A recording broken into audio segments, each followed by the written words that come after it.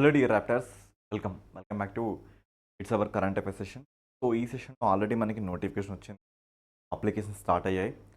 కొన్ని important current అఫైర్స్ని నేను ఈ వీడియోలో మీకు డిస్కస్ చేయబోతున్నా.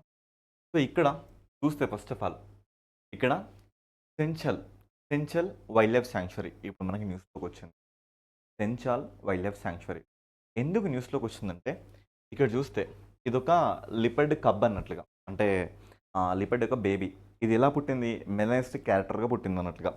ఇక్కడ మనకి ఏం చెప్తుందంటే ఒక బ్లాక్ మెలనిస్టిక్ లిపర్డ్ కబ్ అనేది ఇక్కడ పుట్టడం జరిగింది. అది ఏ రీజియన్లో? సెంచల్ వైల్డ్ లైఫ్ శాంక్చురీ. ఓకే, ఇప్పుడు చూడండి, రేపు డైరెక్ట్గా మిమ్మల్ని క్వశ్చన్స్ అడుగుతారు. ఎలా అడుగుతారంటే సెంచల్ వన్యప్రాణి సంరక్షణ కేంద్రం ఇది ఏ రాష్ట్రంలో ఉందని అడుగుతారు. అప్పుడు నీ సమాధానం ఏంటంటే ఇది పశ్చిమ బెంగాల్లో ఉంది అని మీరు సమాధానం చెప్పాల్సి ఉంటుంది. ఎందుకంటే ఇలాంటి వన్యప్రాణి సంరక్షణ కేంద్రాలు మన దేశంలో అప్రాక్సిమేట్లీ 173 వరకు ఉన్నాయి. అయితే ఇక్కడ ఈ సెంచల్కి సంబంధించి కొన్ని విషయాల్ని మనం ఇక్కడ అబ్జర్వ్ చేద్దాం. ఫస్ట్ ఆఫ్ ఆల్ ఇది వెస్ట్ బెంగాల్లో ఉంది. గ్యాంగెటిక్ ప్లేన్స్లో ఇది మనకి లొకేట్ అవుతుంది, అంటే గంగా మైదానాల సరిహద్దులలో ఇది మనకు కనబడుతుంది. మన దేశంలో అత్యంత ఓల్డెస్ట్ వైల్డ్ లైఫ్ శాంక్చురీస్లో ఇది కూడా ఒకటి. ఇది 1915లో ఏర్పడడం జరిగింది.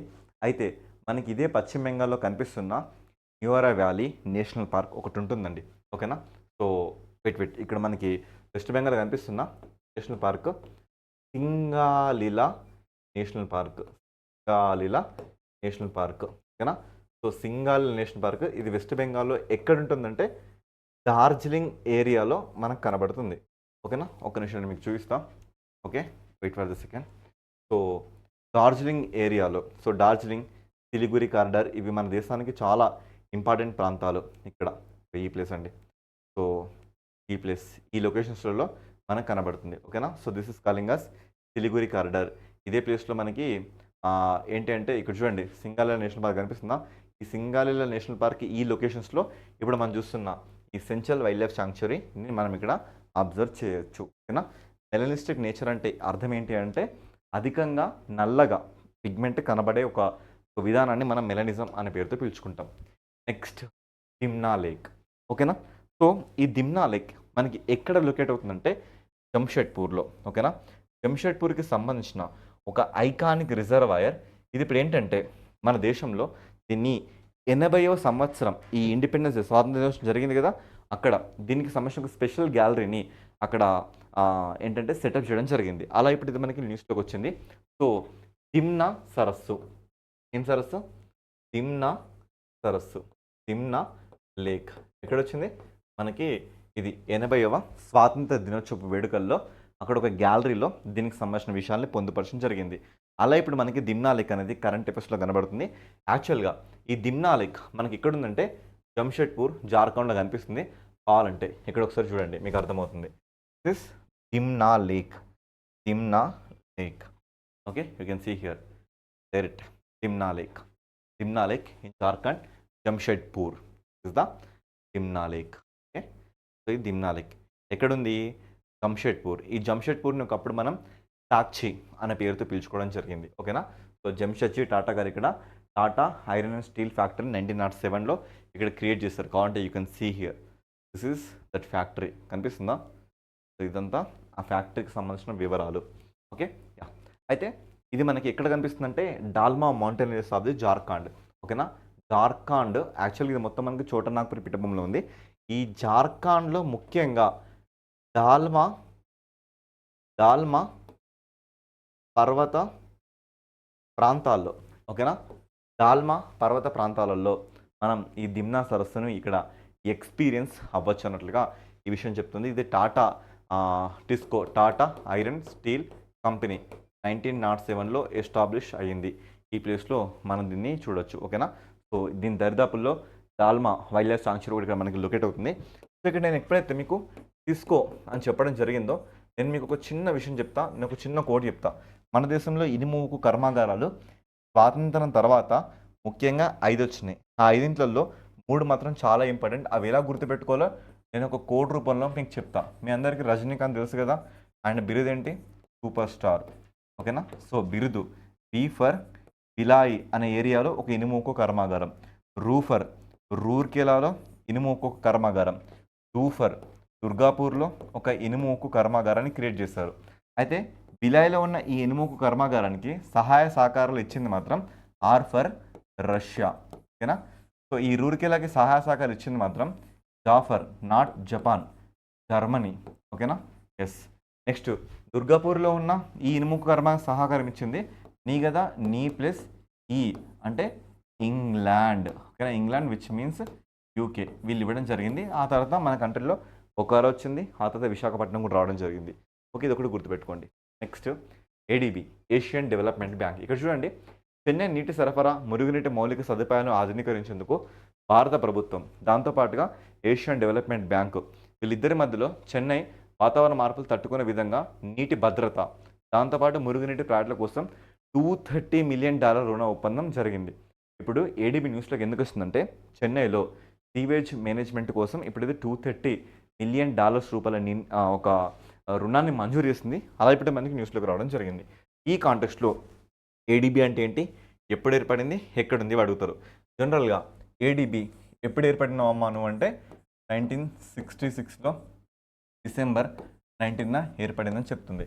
ఎక్కడుంది, ఇది ఎక్కడుందంటే ఫిలిప్పీన్స్ యొక్క రాజధాని మనీలాలో లొకేట్ అయింది. ఓకేనా. సో ప్రెజెంట్ ఉన్న ప్రెసిడెంట్ దీనికి ఎవరంటే మనకి మసాటో కాండా.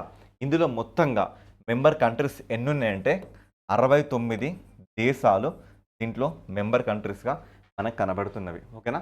సో ఈ ఏషియన్ డెవలప్మెంట్ బ్యాంక్ దేలా వచ్చిందంటే మనకి, సో ఈ ఏషియన్ అండ్ పసిఫిక్ రేంజ్లో ఉన్న పలు దేశాలకి పోవర్టీని ఇరాడికేట్ చేయడానికి, అదేవిధంగా పబ్లిక్ ఫినాన్స్ని, ప్రైవేట్ ఇన్ఫ్రాస్ట్రక్చర్ని కాపాడడానికి, అదేవిధంగా కన్సెషనల్ లెండింగ్ అంటే అప్పు ఇవ్వడంలో కన్సెషన్ ఇవ్వడం కానీ, ఆ తర్వాత టెక్నికల్ అసిస్టెంట్ ఇవ్వడం కానీ, ప్రాజెక్టులో ఫీజిబిలిటీని తీసుకురావడం కోసం కానీ, కోఫైనాన్స్ కోసం కానీ, అదేవిధంగా ప్రైవేట్ క్యాపిటల్ ఆర్జించడం కానీ, ఇలా అనేక సదుపాయాలతో మనకి ఇది ఎప్పుడు 1966 డిసెంబర్ 19న మనకి ఫిలిప్పీన్స్ క్యాపిటల్ మనీలాలో ఇది ఏర్పాటు చేయడం జరిగింది. ఈ పాయింట్స్ గుర్తుపెట్టుకొని సరిపోతుంది.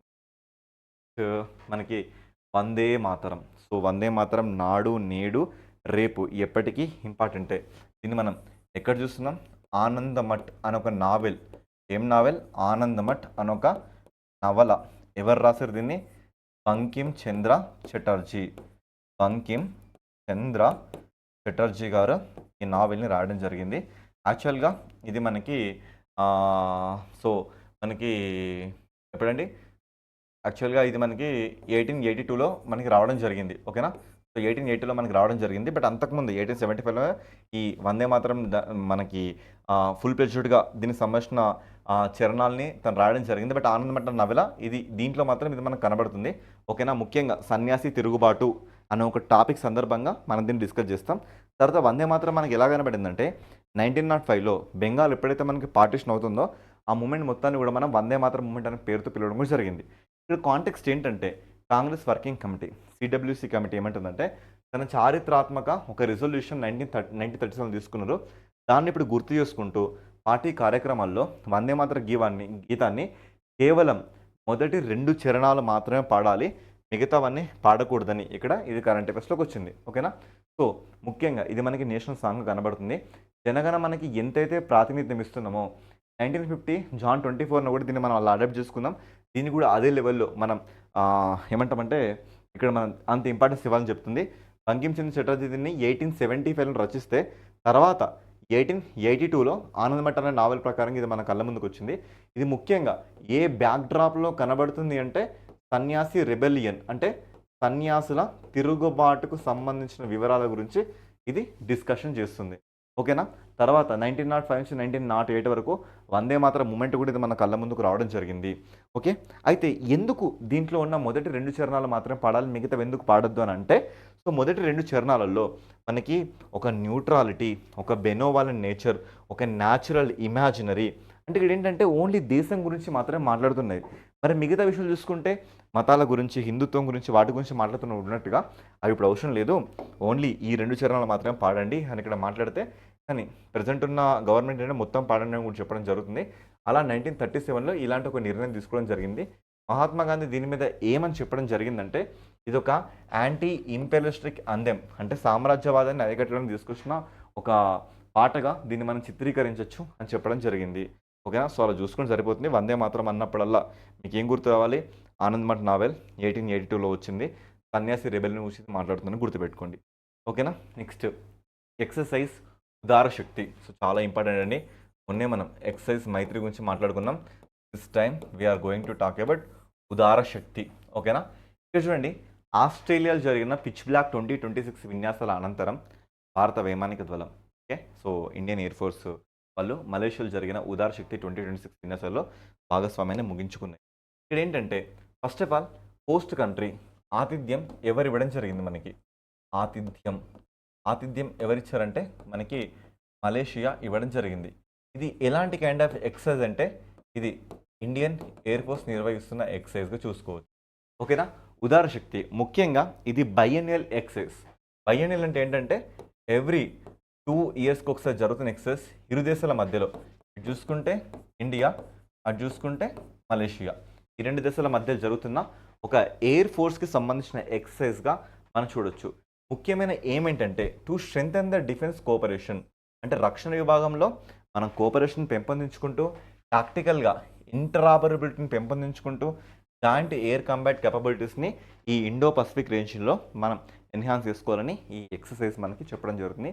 ఈ ఎక్సర్సైజ్లో ముఖ్యంగా మనం కంబాట్ ట్రైనింగ్ కానీ, ఓకేనా, సో ఎక్స్పర్ట్స్ ఎక్స్చేంజ్ ఇష్యూస్ కానీ, స్ట్రాటజిక్ ఎయిర్ లిఫ్ట్, లాంగిట్యూడినల్ ఇంటరాపరబిలిటీ కానీ, ఇలా అనేక టెక్నికల్ టర్మ్స్కి సంబంధించిన విషయాలు ఎన్నింటిని కూడా ఈ ఆపరేషన్స్లలో ఈ ఎక్సర్సైజ్లో ఇరు దేశాలు కూడా ఇక్కడ 2 దేశాలు కూడా భాగస్వామ్యాన్ని చేజిక్కించుకోవడం జరిగింది. ఓకే. సో ఈరోజు కరెంట్ అఫైర్స్లో ఐ డిస్కస్డ్ ఎక్సర్సైజ్ ఉదార శక్తి, లేటర్ వందే మాతరం సంబంధించిన ఒక చిన్నపాటి డిబేట్, 1937 కాంగ్రెస్ వర్కింగ్ కమిటీకి సంబంధించిన ఒక తీర్మానం గురించి ఇక్కడ డిస్కస్ చేస్తాం. ఇక్కడ మనం ADB Asian development bank Chennai sewage and మురుగునీటి వ్యవస్థకు సంబంధించి ఒక $230 మిలియన్ రూపాయల రుణాన్ని మంజూరు చేసింది. ఓకే. ఇది మనకి 96 ఏర్పడింది. మనకి ఇక్కడ టిమ్నా లేక్ గురించి మనం మాట్లాడుకున్నాం. ఎందుకంటే ఈ 80వ స్వాతంత్ర దినోత్సవం సంబంధించిన ఆర్ట్ గ్యాలరీలో దీన్ని మనం స్పెషల్గా అక్కడ సెటప్ చేయడం జరిగింది. నెక్స్ట్ మనం చూసుకుంటే సెంచల్ వైల్డ్ లైఫ్ శాంక్చురీ ఎందుకు న్యూస్లోకి వచ్చింది? ఎందుకంటే అలా ఒక మెలనిస్టిక్ లిపర్డ్ కబ్కి అక్కడ జన్మనివ్వడం జరిగింది. బేసికల్గా ఇది వెస్ట్ బెంగాల్లో డార్జిలింగ్ జిల్లాలో ముఖ్యంగా సింగాలిలా నేషనల్ పార్క్కి అంటే ఒక ఇంటిగ్రల్ పార్ట్గా ఇది మనకు కనబడుతుంది. So this is the current affairs today's video. And next video ఎందుకంటే మోర్ అండ్ బెటర్ క్వాలిటీతో మళ్ళీ కలుసుకుందాం. Until then signing off this your sponsor. Thank you so much.